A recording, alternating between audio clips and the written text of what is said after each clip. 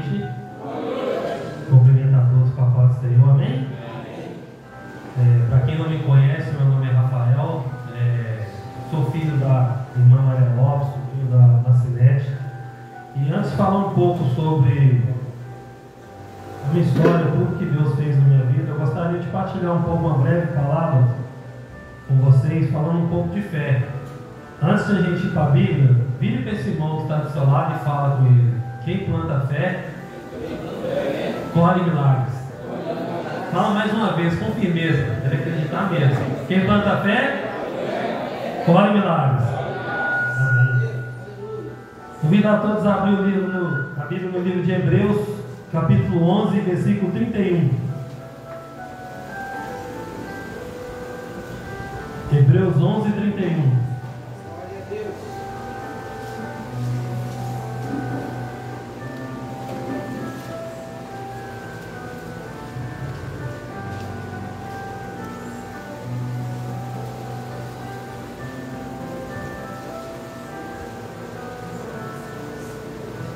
Amém? Pela fé, Raabe, a meretriz, não pereceu com os incrédulos, acolhendo em paz os espias. Amém? Coloca a mão no seu coração, feche seus olhos nesse momento. Querido Deus e eterno Pai, Pai, chego diante da sua santa presença, primeiramente pedindo perdão pelos nossos pecados, nossas falhas, pois apesar das nossas falhas, nossas imperfeições, a tua infinita misericórdia nos agradece mais uma vez estarmos aqui nessa noite, compartilhando um pouco da tua palavra. Que o Senhor venha falar nos nossos corações, venha trazer discernimento, sabedoria, tira toda a distração, sono, desânimo, tudo aquilo que possa nos impedir de ouvir a tua palavra. Que assim se cumpra o que diz na sua palavra, diminua eu o seu cresça nesta noite. Fale nos nossos corações. Amém.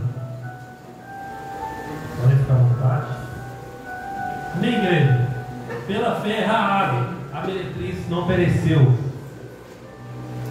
com os incrédulos, acolhendo em paz os espias. Para quem não conhece, pessoal, quando Josué foi iniciar a sua jornada para tomar de volta a terra prometida, a primeira cidade que ele chegou era Jericó. E Deus direcionou a ele que enviasse 2 espias, ou seja, para ver como vivia aquele povo, o seu exército, ver como eram os costumes daquela nação, daquele povo. E chegando lá, os espias fizeram o seu trabalho, porém eles foram descobertos. Foram descobertos pelo rei, pelo aquele povo, e eles foram perseguidos. E no meio daquela correria toda, eles conheceram Raabe. Raabe, que por sua vez era uma mulher da vida, pecadora, vivia de forma dissoluta e não conhecia a palavra. Ela, por sua vez, resolveu acolher aqueles homens que ela não conhecia. Resolveu dar abrigo para eles, para que eles pudessem ficar em segurança enquanto o exército passava. Então Raabe arriscou sua vida, a vida de sua família, para salvar aqueles homens. Passando toda a confusão, então aqueles homens preparando para ir embora, e Raabe achou que eles iriam levá-lo com eles. E com muito medo, ela pediu e implorou que fosse levada. Porém eles disseram: fique em paz, você pode ter certeza que quando a gente invadir aqui, sua casa não será derrubada, assim como as outras. Basta você colocar um pano vermelho na sua janela e sua casa e sua família será salva. E ali começou a história de fé de Raabe.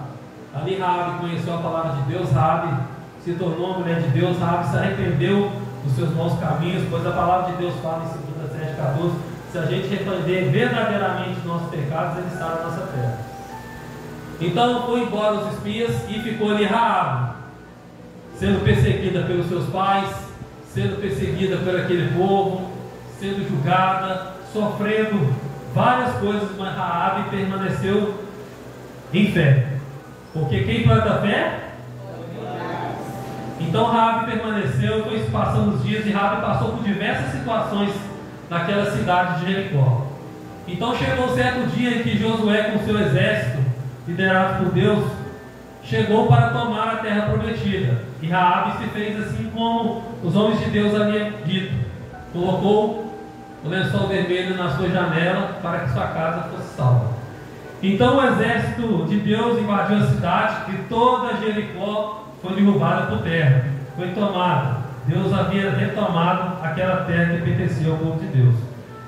E qual casa que ficou de pé? A de Raabe. A de Raabe foi a única casa que permaneceu de pé, sabendo que Raabe enfrentou não só aquele povo, o ato de fé dela foi de enfrentar até mesmo sua família, que era contra tudo aquilo que ela estava fazendo. Então Raabe chegou o grande dia em qual ela foi embora com o povo para o acampamento do povo hebreu. Será que o sofrimento, a luta de Raabe acabou? Negativo. Então Raabe chegou no acampamento, o que aconteceu? Raabe foi julgada pelo seu passado de pecado, pela sua vida que ela vivia e por tudo aquilo que já teria acontecido na vida dela. Muitos cristãos ali na época, pessoas ali que viviam naquele acampamento, que se diziam povo de Deus, condenavam não só Raabe e Josué, falando palavras como: Josué é doido trazer essa mulher para o meio de nós. O que Josué tem na cabeça de trazer essa pecadora para diante de nós? Esse lugar que é santo, essa mulher não é digna de viver no meio de nós. Mas mesmo assim, passando por todas as lutas e dificuldades, Raabe permaneceu de pé. Ela permaneceu firme, porque quem planta fé? Então a fé de Raabe, apesar que ela não foi criada em berço cristão, Raabe, a partir do momento que ela convidou Deus para fazer parte da vida dela, ela se entregou verdadeiramente. Então ela não deixou que nada tirasse ela do foco dela, que era a vitória dela. Então Raabe, por sua vez, foi passado esse tempo, ela se casou ali mesmo no acampamento, e Raabe deu à luz a um pequeno jovem chamado Boaz. Para quem não sabe, Boaz é o bisavô do rei Davi. Se a gente pegar a descendência de hoje de Raabe, a gente vai ver que teve vários nomes de fé, grandes nomes como Davi, Salomão, o próprio Jessé, pai de Davi, era um homem de fé. E se a gente for pegar a árvore genealógica toda, a gente vai chegar até José, que foi o homem ao qual Deus escolheu para criar Jesus na sua mocidade. Aí eu pergunto, será que tudo isso seria possível? Será que a gente teria conhecido os Salmos de Davi, os Provérbios de Salomão e tantas outras histórias de fé, tantos homens? A gente tem ali Davi, o homem segundo o coração de Deus, mas tudo partiu através da fé de Raabe, pois quem planta fé? Então a vitória, talvez lá na frente, você que é pai do seu filho, a vitória da sua descendência, da sua parentela, ela vai determinar a fé que está dentro do seu coração hoje. É a fé que determina o nosso espaço, é a fé que determina a nossa vitória, porque a partir do momento que a gente convida Deus para fazer parte da nossa vida, Ele não fala que vai ser fácil, Ele não fala que vai ter luta, mas o importante é a gente ter a fé que a vitória vai chegar. E quando a gente tem fé, independente da dificuldade da luta que a gente enfrenta, a gente sai vencedor. Tem uma palavra que eu gosto muito do pastor Cláudio Duarte, que ele fala, pastor Nelson, que quem nasce grande é monstro. Tudo aquilo que é grande um dia foi pequeno.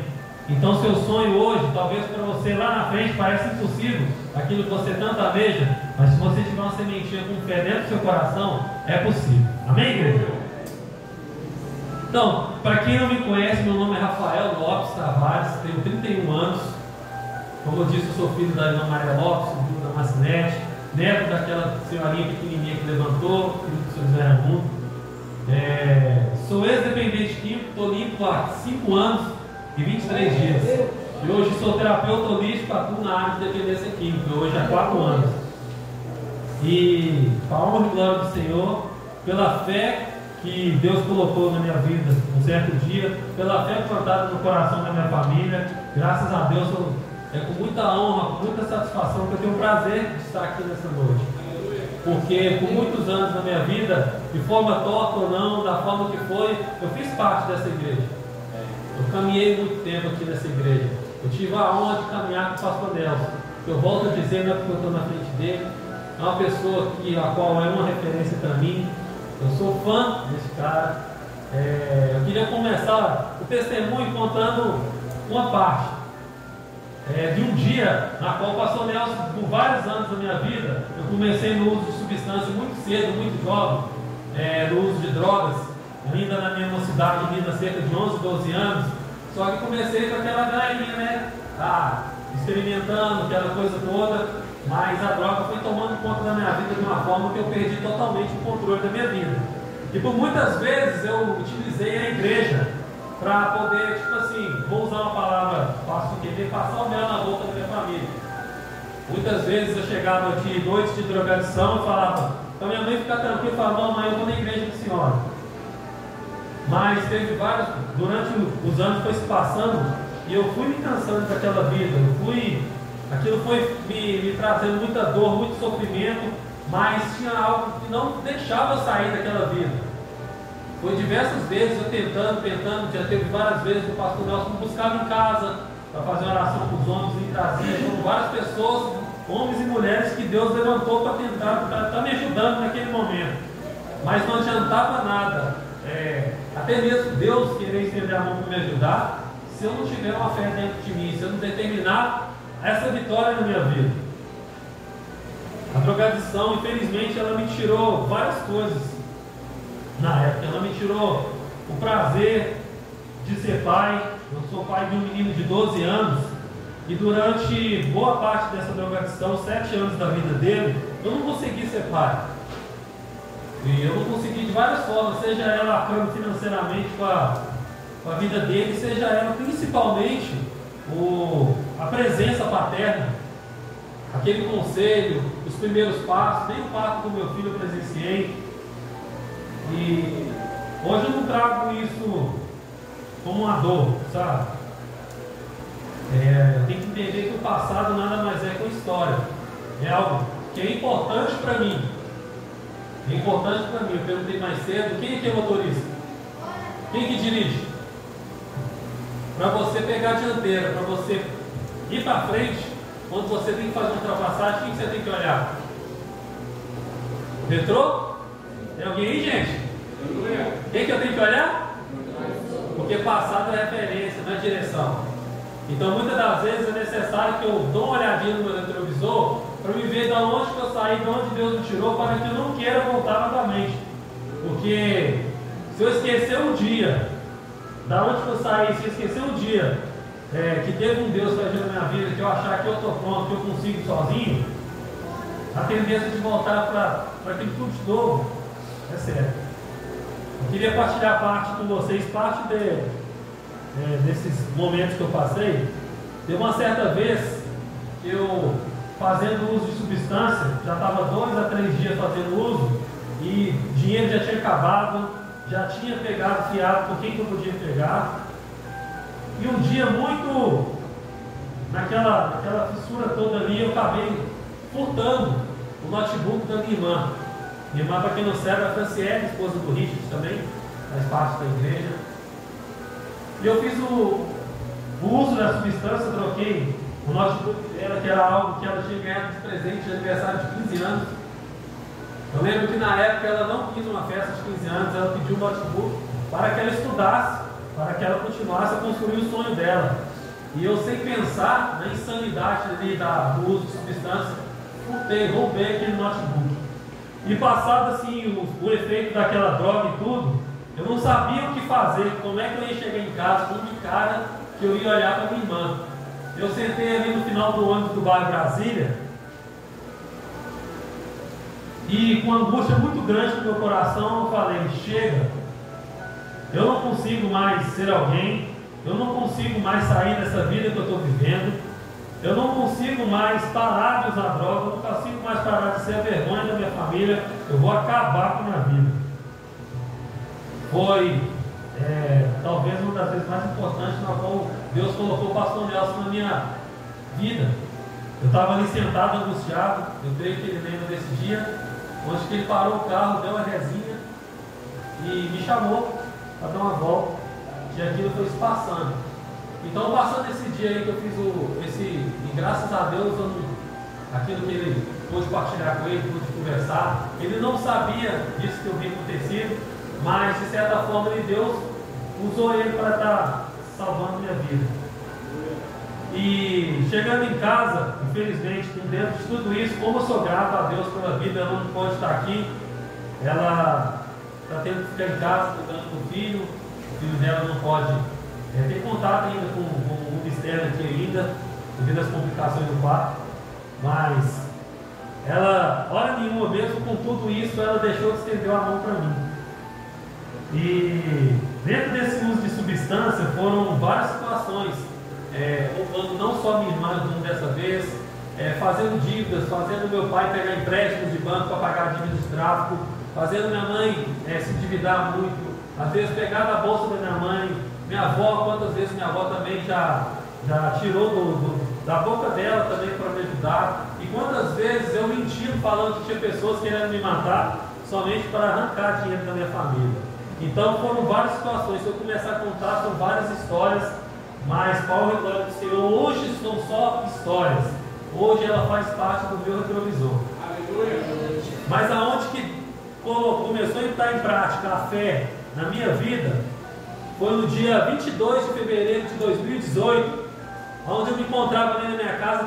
Tem uma copa onde é que eu colocava um colchão no chão ali para deitar, e ali durante a noite com meus pais, sem se preocupar com a minha família, eu fazia uso de substância, mas eu já não estava aguentando mais fazer aquele uso. Eu chorava, eu não aguentava mais ver a decepção na casa dos meus pais, da minha mãe, da minha família. E um certo dia, nesse dia 22, eu comecei a fazer o uso de drogas, mas chorando, pedindo e clamando a Deus para me ajudar de alguma forma a sair daquele momento. Olha que loucura, eu estava orando a Deus, usando droga, orando a Deus, mas eu não conseguia parar de usar, mas eu estava pedindo Deus para tirar daquela vida. E comecei a pegar um telefone e comecei a fazer pesquisas de clínica, de lugares. Eu não tinha nenhum tostão no bolso para pagar uma internação. Essa internação muitas vezes não é barato, tem um custo. Mas eu fui procurando, e certa hora, por volta das 5 da manhã, eu caí num site onde uma senhora chamada Magali me atendeu. E ela foi conversando comigo, me dando atenção, e a primeira coisa que eu falei: eu quero me internar, eu quero parar de usar, mas eu não tenho nenhuma condição, me ajuda, pelo amor de Deus. E ela foi conversando comigo, pensando, falando. Aí ela falou, tinha 2 meses que eu estava trabalhando em empresa aqui no bairro Bandeirinhas. Eu falei, eu trabalho fechado. Ela, então vou fazer o seguinte, vem para se internar, a gente vai ajudar você a se encostar pelo INSS e você consegue arcar com sua internação. Que INSS? Porque para a medicina, aos olhos humanos, que para mim, eu creio em Deus que cura, salva, liberta, que eu estou curado. Mas alguns anos a OMS catalogou a doença da dependência química, que se chama adicção, como uma doença incurável, progressiva e fatal. Tem o CID-F19, uma doença biopsíquica sócio-espiritual, principalmente a psíquica. Então ela fez essa proposta para mim ir. E foi contactado minha mãe e minha irmã, elas conversaram, minha irmã estava no trabalho e se propôs a me levar à noite na igreja, na internação. E eu estava acabando o uso da substância e estava numa forte fissura ainda de uso. Mas de uma forma sobrenatural, como Deus agiu, eu caí no sono por volta das 7 da manhã e só fui acordar às 7 da noite. No horário praticamente que minha irmã ia me buscar. Quando eu acordei, a minha mala estava pronta, minha irmã me levou para aquela instituição. E ali começou a minha caminhada ali. No momento que eu cheguei na instituição, quando o carro da minha irmã virou, deu vontade de sair correndo atrás do carro. Eu fiquei me perguntando, o que eu estou fazendo nesse lugar? E agora, o que vai ser de mim? E chegando lá, foi se passando os dias, não é fácil.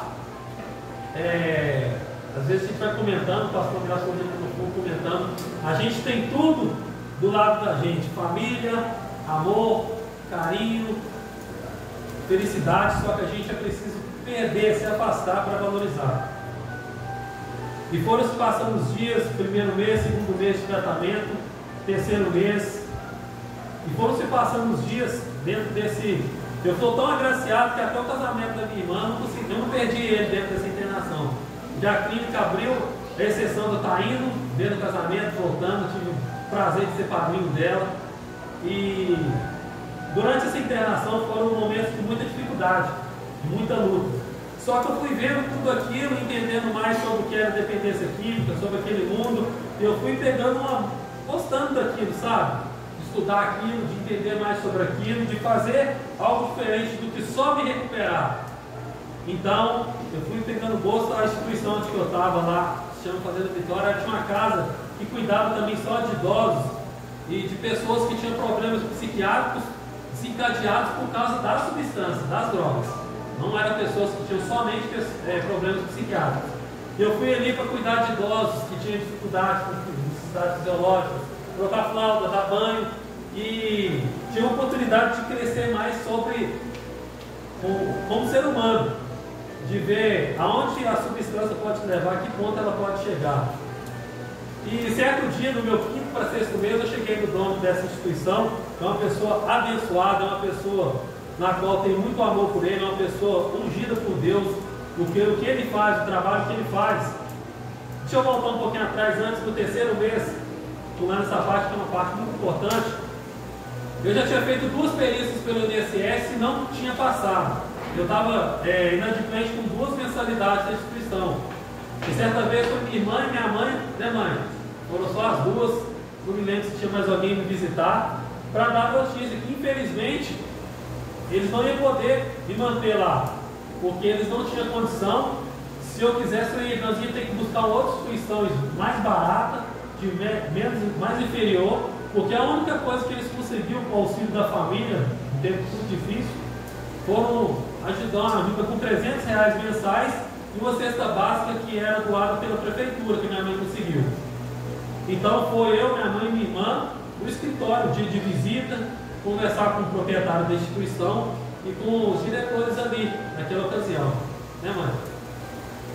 Então, chegando lá, eu muito triste, porque eu não queria sair, era um lugar que estavam fazendo uma grande obra na minha vida. Foi onde que eu consegui me chegar mais próximo de Deus, que eu busquei a Deus de verdade, que eu tive contato com Deus diretamente, que eu tive um despertar espiritual tão grande, que eu fui aprendendo mais, que eu fui descobrindo um chamado que Deus trouxe para a minha vida, e eu estava muito triste por ter que sair daquela instituição.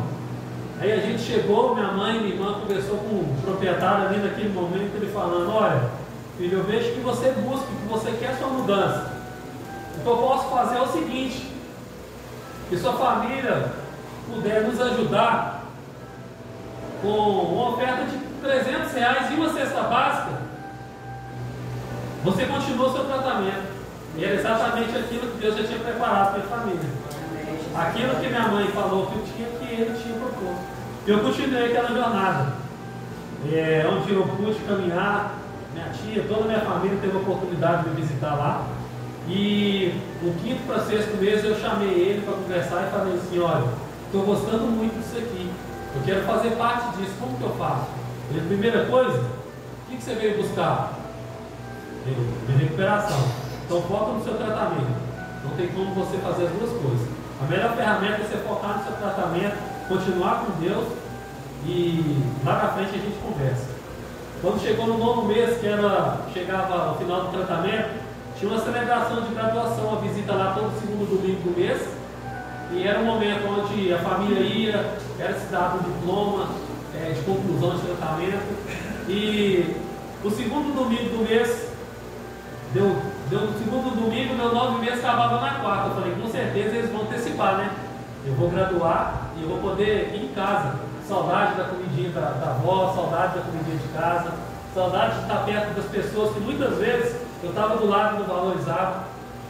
Só que ele virou assim, ele falou mesmo certinho: ele só se vive por propósito e suporta o processo. Você não completou 9 meses, então você não vai graduar. Para você graduar, você vai ter que esperar a próxima visita, daqui a 1 mês. Eu olhei para mim, olhei para sim, para ele. Confesso que na hora eu fiquei com uma raiva, fiquei numa decepção. Eu falei: mas vamos lá, 10 meses. Chegou no 10º mês, chegou o grande dia, a graduação, na qual eu pude concluir esse processo. Pela primeira vez na minha vida, eu concluí um processo. Concluí meu tratamento. E aí onde ele falou para mim: você lembra lá atrás quando você falou que queria continuar na obra? Você quer mesmo? Eu falei: quero, claro. E seu emprego que você tem? Não, eu quero continuar aqui, eu quero continuar. Aí ele me abençoou com um curso de terapeuta holístico lá em São Paulo. Eu pude ir lá fazer esse curso e foi onde eu comecei minha caminhada. Só que eu achei que eu ia embora para casa, né, mãe? Só que ele falou: você vai, faz o curso, volta, fica 3 meses direto, depois você vai para casa. Eu falei: nossa, eu estou esse tempo todo longe de casa, mas vamos continuar. E para a honra e glória do Senhor, fiz o curso, fiquei os 3 meses, fui contratado e comecei a minha jornada como terapeuta na instituição, como coordenador, e comecei um trabalho que hoje faz parte da minha vida, hoje uma coisa que eu faço com muito amor. E assim como Deus vem prosperando na minha vida, Deus prosperou também na vida daquele homem. Deus também fez com que aquela obra crescesse, e da Fazenda Vitória foi-se criado mais 3 instituições, que é a CT da Lapa, que são mais 2 instituições, uma em Vespasiano, 2 em Baldim e uma unidade feminina. E a obra foi crescendo e eu fui junto com a obra buscando esse crescimento, mas não para a minha glória, para a glória de Deus. Glória de Deus. Hoje, desses 5 anos em sobriedade, eu posso ser um pai para meu filho, mantendo não só a parte financeira, como a parte também fraterna, a parte proximidade com ele. Hoje eu tenho minha família de volta, hoje eu posso andar de cabeça erguida, hoje eu posso ter a consciência limpa de cada dia eu faço no melhor. E para a honra e glória do Senhor, de 2 meses para cá, 2 meses atrás, eu fui convidado a vir a me tornar. Hoje eu sou coordenador geral de todo o grupo CT da Lapa Fazenda Vitória. E hoje são mais de 250 pessoas internadas conosco. Hoje são várias pessoas que hoje a gente tem a oportunidade de ter contato, que hoje estão sóbrias, que estão bem, que estão com suas famílias. Hoje, infelizmente, a dependência química, meus irmãos, ela mata mais no nosso país do que as guerras de outros países. As drogas hoje estão matando mais do que a guerra da Ucrânia no nosso país. Infelizmente a pandemia veio, ela aumentou mais ainda o nível de dependentes químicos, as drogas foram se evoluindo, as pessoas vêm causando mais danos colaterais para as pessoas, mas eu creio em Deus que cura, salva e liberta. E cada um de nós fazendo nossa parte, a estatística que hoje fala que de 100 pessoas, 2 ficam recuperadas, eu creio que a gente vai na contramão dessa estatística. E hoje, graças a Deus, completando hoje 5 anos e 23 dias em sobriedade, hoje eu tenho o amor da minha família, como eu sempre tive.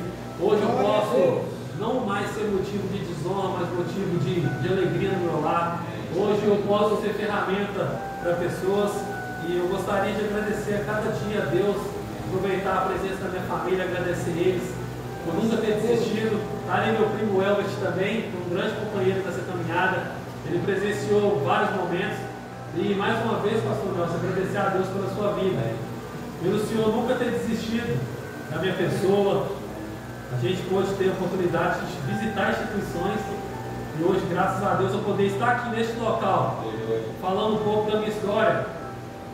Aqui só está o Rafael, falho pecador, mas a glória de Deus, ela é tão grande na nossa vida, mas é determinante através da nossa fé. Todos os milagres que Deus faz na vida de qualquer pessoa é através da fé. Quando o cego de Jericó foi curado, o que Deus falou com ele? Vá em paz, a sua fé te salvou. Pois quem planta fé? Então, neste momento aqui agora, eu pude contar um pouco da minha história. Se eu fosse contar, eram várias histórias de sofrimento, mas eu preferi focar mais na parte da vitória, porque o sofrimento ficou lá atrás, a dor ficou lá atrás. Agora, independente das lutas, é só vitória hoje em dia, graças a Deus. Então, mas eu queria neste momento convidar a igreja para ficar de pé, porque a doença da dependência química, a doença das drogas, da adicção, ela não escolhe cor, idade, raça, classe social. Hoje está cheio de advogados, políticos, cheio de pessoas, desde o morador de rua ao policial, que está afundado no mundo das drogas. Na instituição na qual eu trabalho, a gente recebe todo tipo de pessoa. Infelizmente, pastores de igreja, padres, já recebemos delegados, moradores de rua. Então, as drogas, infelizmente, ela veio como uma pandemia também, tomando conta da nossa nação. Mas que a gente venha ser o diferencial de Deus nessa terra. Que a gente venha neste momento convidando vocês a fechar seus olhos e, junto comigo, levantar um clamor em prol da nossa nação, do nosso país, da nossa, hoje, culto de missões, em prol da vida de pessoas que estão hoje sofrendo nas garras das drogas. Pessoas que estão, neste momento que estamos aqui, trocando um prato de comida, uma cama quente, por uma droga fria e depressiva, trocando o calor do abraço da família, trocando o abraço do filho. Hoje são tantas famílias sendo destruídas. Lembrando que também o álcool sim é uma droga letal também, de fácil acesso. O álcool também vem destruindo várias famílias.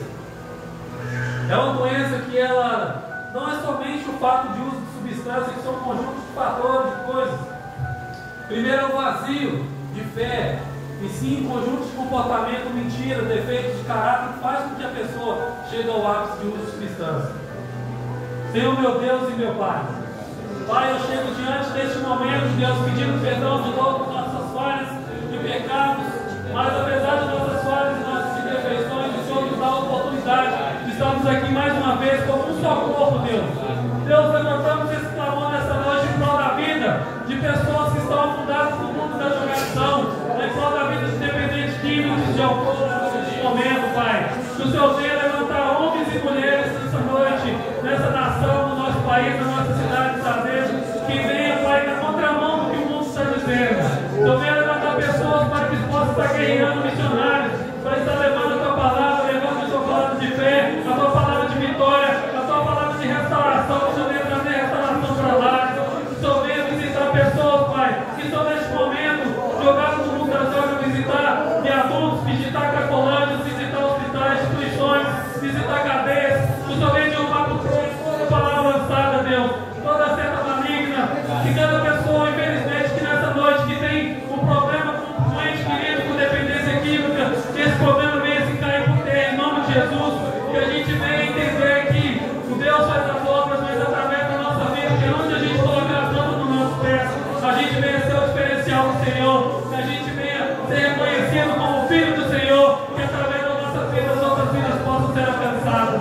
Pai, que neste momento o Senhor venha abençoar a liderança dessa cidade, que o Senhor venha abençoar desde o legislativo, o executivo, que o Senhor venha levantar, Pai, o governo, que o Senhor venha abençoar que venha ser criado projetos de leis antidrogas, que o Senhor venha abençoar que venha levantar pessoas, homens e mulheres se conformados com as situações que muitas pessoas vêm vivendo no nosso país, na nossa nação. Pai, que o Senhor venha abençoar jovens, crianças que hoje estão cedo demais entrando no mundo da drogação. Mas que o Senhor venha fazer com que nossas vidas venham ser a cada dia, Pai, a gente enchendo do nosso espírito, o Senhor venha nos fortalecendo a cada dia, que a sua palavra que está no livro de Mateus 5,16 venha se cumprir nessa noite, que assim resplandeça a nossa luz diante dos homens, para que vejam nossas boas obras e assim glorifique o Senhor que está no céu. Que o Senhor venha abençoar essa igreja, que o Senhor venha abençoar a vida do pastor Nelson, de toda a sua família, dos missionários, dos diaconatos. Pai, que o Senhor venha abençoar essa casa. Pai, muito obrigado por essa oportunidade. Muito obrigado por essa oportunidade de estar aqui novamente nessa casa que tanto quer com eu. Muito obrigado por cada vida. Muito obrigado, Pai, por a oportunidade que o Senhor está dando de contar um pouco do que o Senhor fez nas nossas vidas, na minha vida, na minha família. Obrigado pela minha casa. Vai de conta a vida da Franciele, minha irmã. Vai de conta a vida do Richard. Vai de conta a vida das pessoas que não puderam estar aqui nessa noite por algum motivo. Mas que o Senhor venha levar essa mensagem, Pai. Que a gente venha ser pouco de Deus nessa terra. Que a gente venha entender que sem o Senhor nós somos nada. Que a gente venha a cada dia estar regando essa fé no nosso coração e fortalecendo. Que através da nossa vida, Deus, o Senhor tem um diferencial para fazer neste bairro, nessa cidade. Assim como o Senhor, o pastor Nelson, sempre nos ensinou que a gente venha ser mordomo na nossa rua, na nossa casa, que a gente venha ser o diferencial, começando dentro do nosso lar, a partir da nossa casa, Pai, do nosso trabalho. Muito obrigado, Deus, por essa oportunidade. Assim eu de novo te agradeço, Pai. Muito obrigado, Deus. Amém. Aquele que crê na oração que fez, aplaude e glorifique o nosso Senhor.